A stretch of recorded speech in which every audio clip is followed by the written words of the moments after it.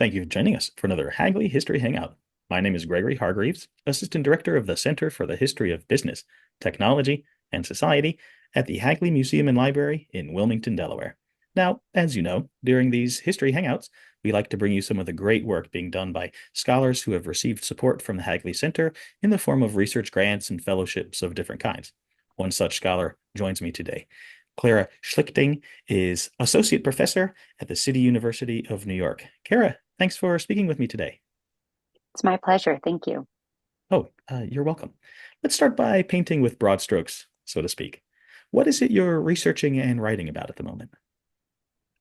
So, I am an urban and environmental historian, and I am currently examining how summer heat burdens have shaped New York City since the late 19th century. So, it brings together questions of the built environment, of climate control technologies, and public health. That sounds like a really interesting topic and one right very dear to my heart. What is the Tell me te more. what is the temporal span that you're looking at here? You said from the So 19th it's century? it is. It starts in the mid to late 19th century. So my official start date is in the 1860s because that's when New York City it has two things happening simultaneously that interest me as a historian who thinks about climate and environment.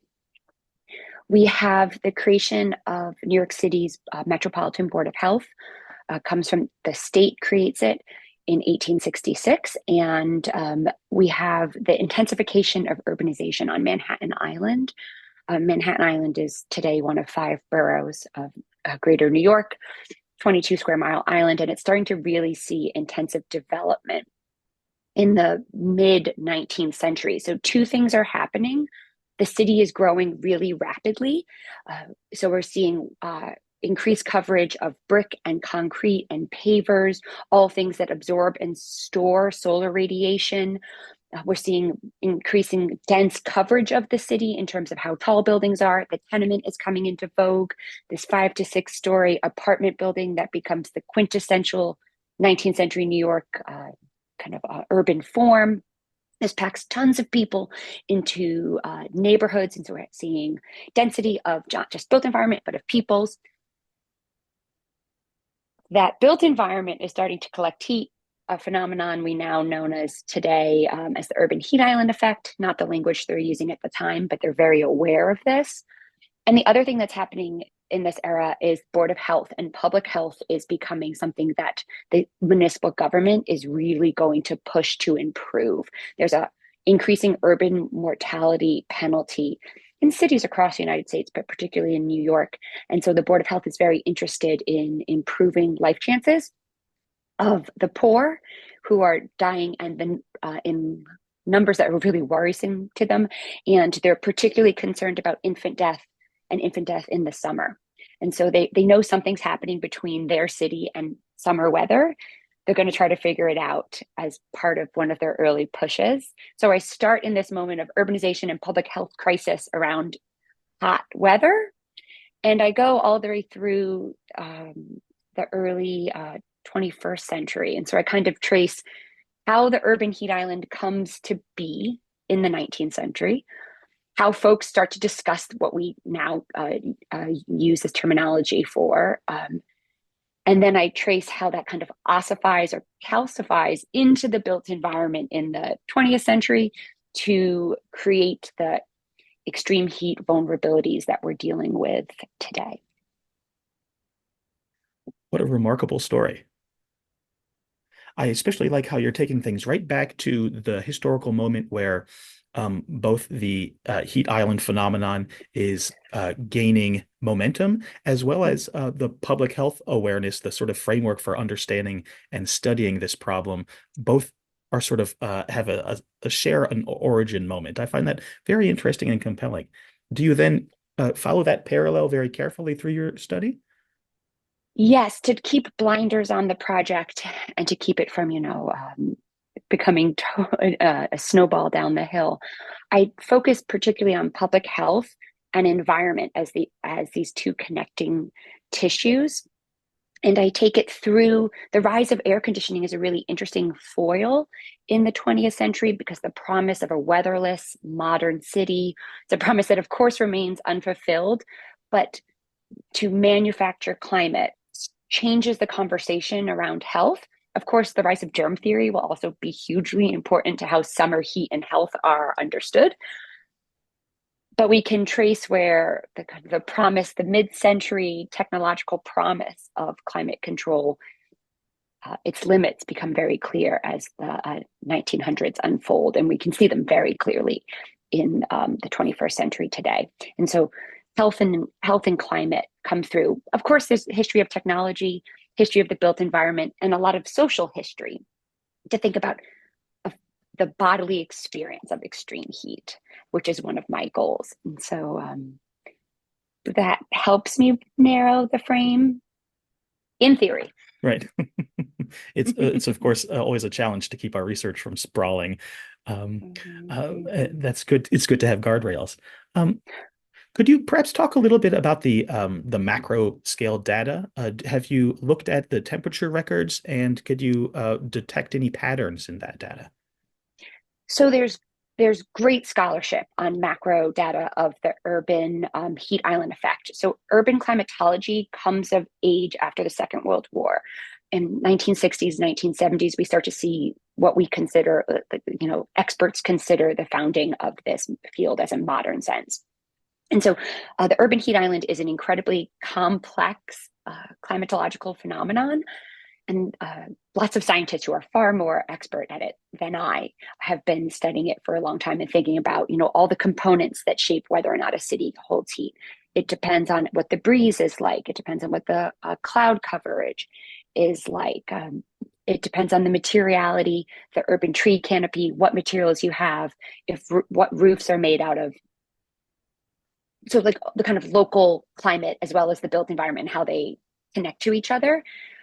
So that being said, I can look at all this scholarship since the Second World War and how folks have started to identify corners of an urban heat island in New York. And we should say that there's a couple scales happening. Like cities have urban heat islands. Cities have higher temperatures than landscapes that are covered by water or grass or forest, kind of green coverage, vegetated landscapes. But within neighborhoods, within cities, there are lots of micro hot and cool islands, depending on micro land cover and built environment. So we always are looking at there's multiple scales happening at once. And then we see change over time in the 20th century with the great acceleration and the recognition and starting to be the meteorological data that shows that we're seeing warming, not just in cities, but globally. So all these scales that this is happening on, you have your annual cycle of summer temperatures arriving and departing. You have fluctuating temperatures across number of years. We have slowly growing climate, slowly rising temperatures across the globe. So climate scientists identify about 1 to 2 degrees Fahrenheit in temperature rise on average in New York City in the last 130 years. But our weather data in New York is really good. The meteorological data goes into the 19th century. We have every 3 hours, multiple locations across the city since the mid-19th century. And I actually ended up writing about public health because when I went to look for where the weather data was, public health reports are key to weather data in the city. And so from the mid-19th century, particularly with the rise of the Board of Health in the 1860s, but even before that, doctors and folks who are interested in public health are taking really, really careful weather data. So we can see a slow evolution in the climate data. As a historian, I'm really interested in the lived experience of that environment. So that's the balance of meteorological data to the health of the body. Like, what does it feel like when it's really hot on Broadway? Both things at once to think about what is, in essence, a story of climate. Yeah, and bringing these different scales into conversation with one another. Mm-hmm. Exactly. I'm on a research project. I work on this on my own, and then I work with a team based at Queen's College, where I am, and at the University of Liverpool, called Melting Metropolis. And we're always looking to balance these large-scale narratives of climate crisis and rising temperatures with a lived experience, that we kind of need both to understand the impact of a changing global climate. Mm-hmm. Could you perhaps put our feet on the ground, or perhaps better, put us in the skin of someone experiencing the New York heat island effect? I'm particularly wondering, when you mentioned the sort of microclimatic variation within the city, whether that disproportionately or affects certain populations more adversely than others. Am I onto something there? You sure are. It's a very good and educated guess to assume that environmental inequalities, which include climatic extremes, are going to be experienced differently depending on someone's geographic location, their socioeconomic standard, and for much of New York City's history, their racial or ethnic identity. And so we see folks talking about extreme heat, that New York is hotter as early as the 1790s. Wow. Yes. So Noah Webster of Webster's Dictionary writes in the 1790s that Philly and New York, in their downtowns, which are very much colonial footprints still, that they're made of stone and pavers, that the streets baffle the wind, that there are no trees. He thinks it's like 2 to 5 degrees Fahrenheit hotter downtown in Philly and New York in the 1790s. A good reminder that you don't need to have a ginormous city to have a heat island effect. It can be very localized based on kind of physical form. And he knows that. And it's kind of a common conversation that folks are like, it's hot in the city. Just like today, we're like, oh, it's hot here. It's a universal comment to talk about. And in the 19th century, we see a debate about where true weather forecasting is being recorded. And so the Board of Health, for example, gets meteorological data from the Upper West Side, high up on Manhattan's West Side, which is largely green, from Central Park, and then from the Lower East Side, so the tenement district of immigrant New York. And they have all three pieces of data because they think that the problem of the Lower East Side is that it has artificial temperature, that it's too high, so they can't get what they're looking for, which is some type of true meteorological recording. But for me, I'm fascinated about this conversation of, well, what makes it artificial? They're thinking about an urban heat island. And so it's a neighborhood that's really densely developed, has no parks. Many streets have no street trees whatsoever. Trees are really added back to Manhattan and downtown Brooklyn at the turn of the 20th century. And then you get in these neighborhoods that are densely built and tenement apartments that are very small, don't have cross ventilation, have long western exposure, so they get sun all afternoon, and it's really hot.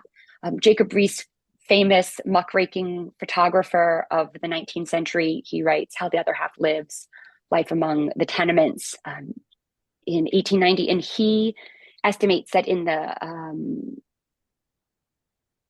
heat waves, it could be 120 degrees Fahrenheit inside a tenement apartment because they're really small, they don't have ventilation, and people have a stove that they're cooking on or boiling laundry on, water for laundry. And so it's really hot inside, particularly on the top floors, because we know heat rises. Mm-hmm. And so it's going to be hotter in that Lower East Side environment than perhaps the Upper West Side. And so there's, you mentioned a debate about what is the true measurement. Is the notion there, is it about class? It's about, well, I guess what I see a difference between lived experience and then the attempt by the Board of Health and the Parks Department to create a meteorological database so they can understand temperature across time, as this kind of the rise of modern forecasting and weather recording kind of occurs in the same time in the 19th century. And some of it's about class. At the end of the century, there's an architect by the last name Potter who says, look, the people in Murray Hill have big apartments, big homes with cross ventilation, or they leave the city when it gets hot. The New York Times calls them kind of like cool refugees, like folks who can actually leave, can flee the city because it's so hot in the summer. And they all know that they say for the folks who can't, who are tied to work or tied by economic circumstance, that the dog days are really terrible. And that some people can't even say, take the train to Coney Island to cool off at the beach. And they say the dog days came like a scourge, right? It's a really torrid environment. So exposure is class-based. If you have money, you can afford to leave. You can afford to air your apartment. You can afford to buy extra ice when it's hot. The city's police department will give out free ice in the early 20th century during heat waves because there's like no way to cool people down or to keep, say, milk safe for infants. So there's this tension about class and opportunity. And then we can see it in the 20th century as well, where access to air conditioning is never going to be something that all socioeconomic groups in New York City can access equally, can afford to buy an air conditioning, or can afford to run an air conditioning. So we continue to see this ability to cool one's body is very much entwined with your socioeconomic as well as your kind of geographic location in the city. Mm-hmm. And I suppose that then has a parallel in public health outcomes, which would be disproportionately negative for the most at-risk populations. Correct. Past and present, that remains the same in heat wave deaths and prostrations. Mm-hmm. Now, I'm wondering, what materials did you look at in the Hagley collections to help you uncover this story? So the Hagley's been really important for me to try to get to the materiality of two things: the pre-climate controlled city. So what are the material goods that New Yorkers can purchase to cool spaces, cool their bodies? So I came and looked at everything from the rise of electric fans, both the kind you install, say, in an office or in a home, and then portable desk fans. So I looked at a lot of the trade catalogs and the materials that are trying to sell these types of like fans, but also not even just for like your ceiling fan in a business office or a desk fan in a business office, but big industrial ventilation installations for, say, a factory. So fans with the spread of electricity in the city. I looked at awnings, canvas awning advertisements.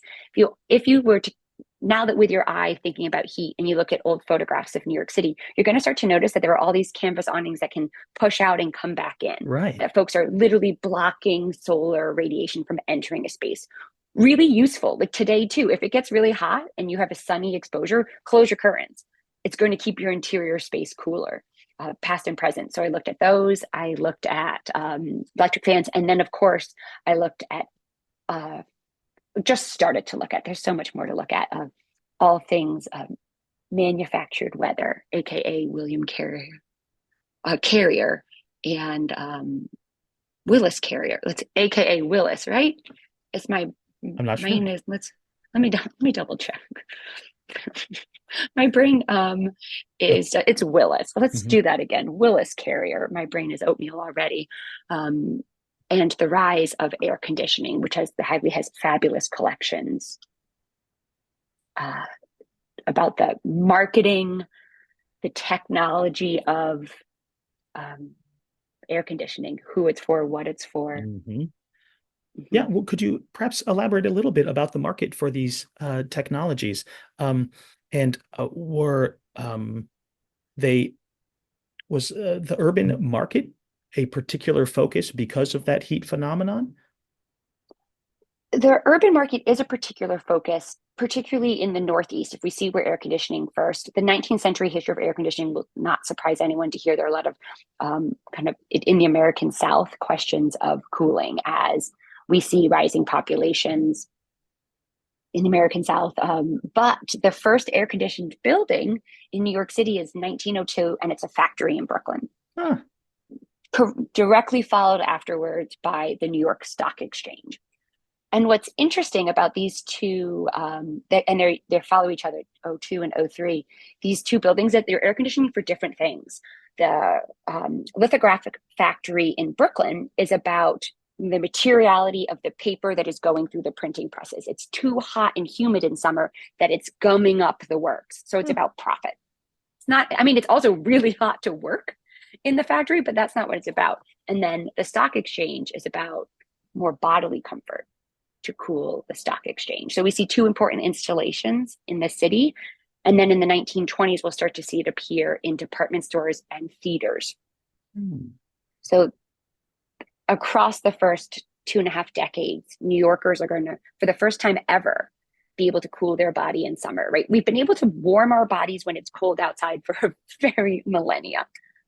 But to never cool your body off is the expected norm until the early 20th century. And so Hagley's collections can help me dive into that. It's a little interesting that these first air conditioning contexts were mostly economic, mostly for making money in one way or another. How do you interpret that? I think it's a classic Gilded Age New York. Corporate profit is a driver of what makes New York rich, makes it successful. The ability to have an enormous immigrant labor population means that there isn't a large incentive in New York City to regulate workplace safety. I think part of it, true, is that the conception of cooling a summer environment is impossible and unheard of up until the 20th century. Like without that technology, it isn't an assumption that things would cool off. But folks are still being able to work in extreme conditions. Some factories, say, like on the Williamsburg waterfront in West Brooklyn, have their own medical staff on site in the summer because they expect prostration because it's so hot.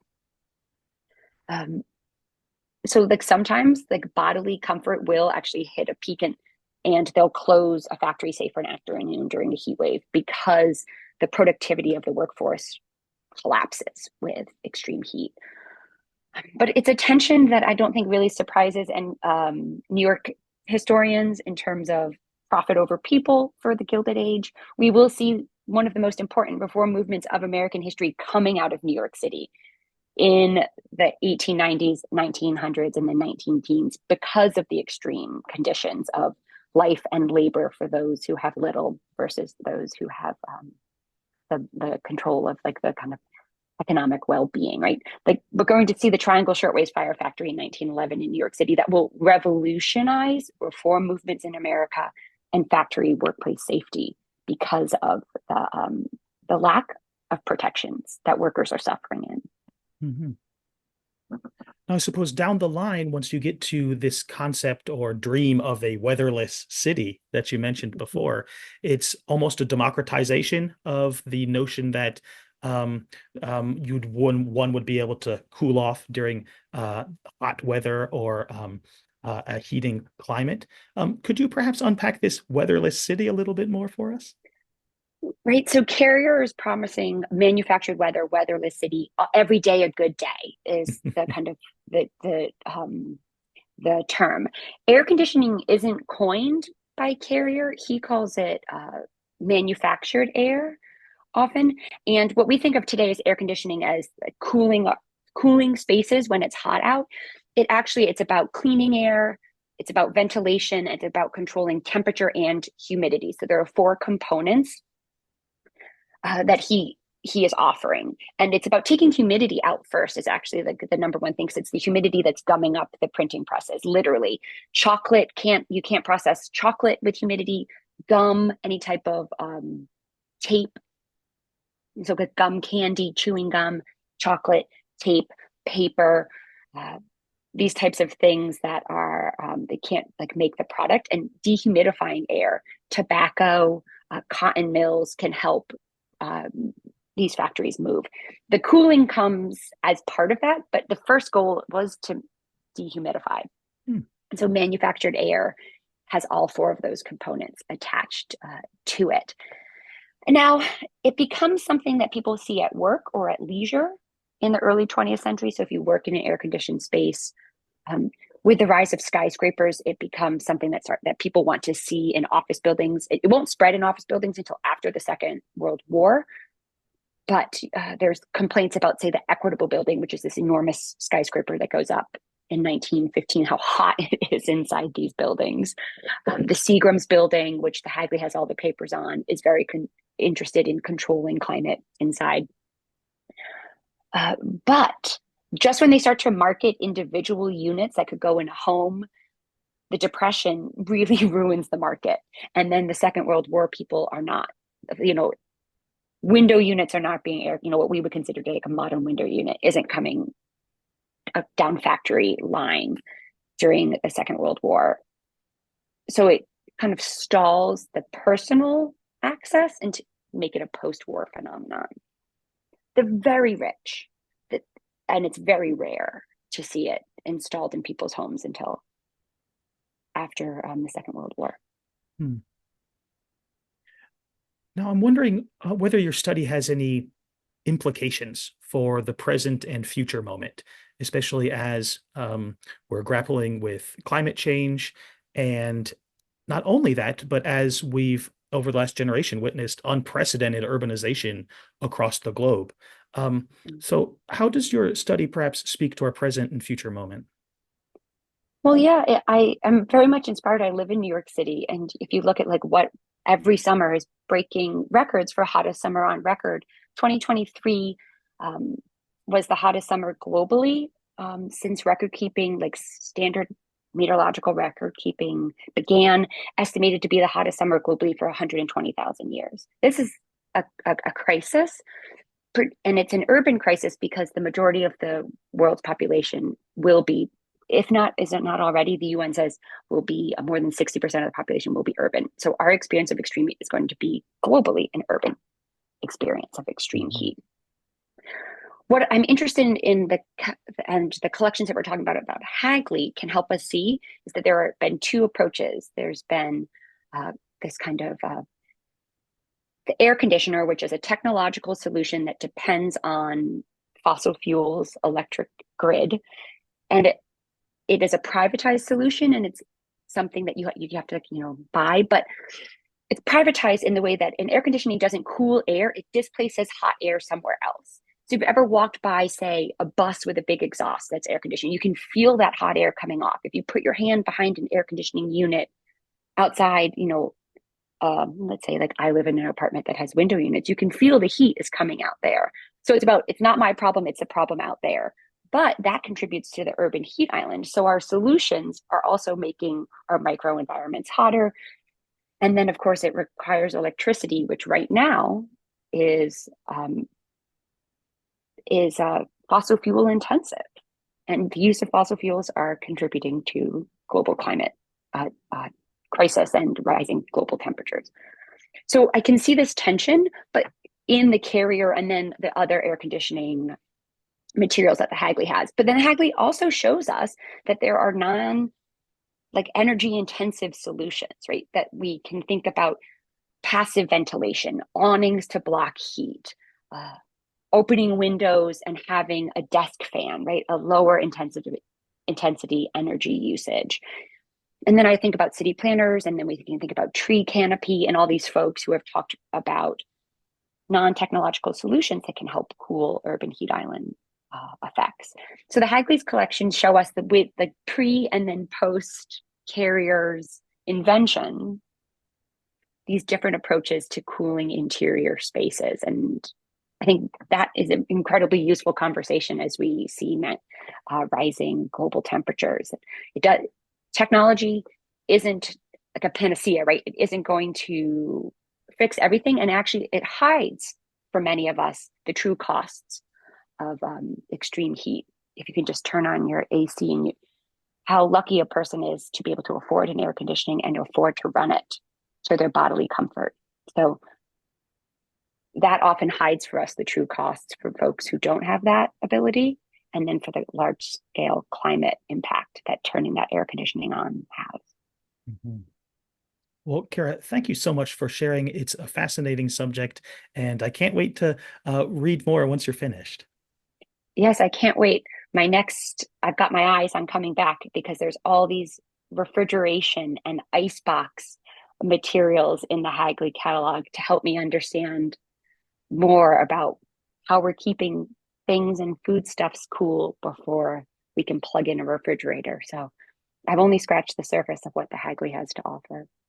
Can't wait to see you back. And for the audience, if you would like more Hagley History Hangouts, more information on the Center for the History of Business, Technology, and Society at the Hagley Museum and Library, join us online. You can visit hagley.org. That's HAGLEY.org. Don't be a stranger.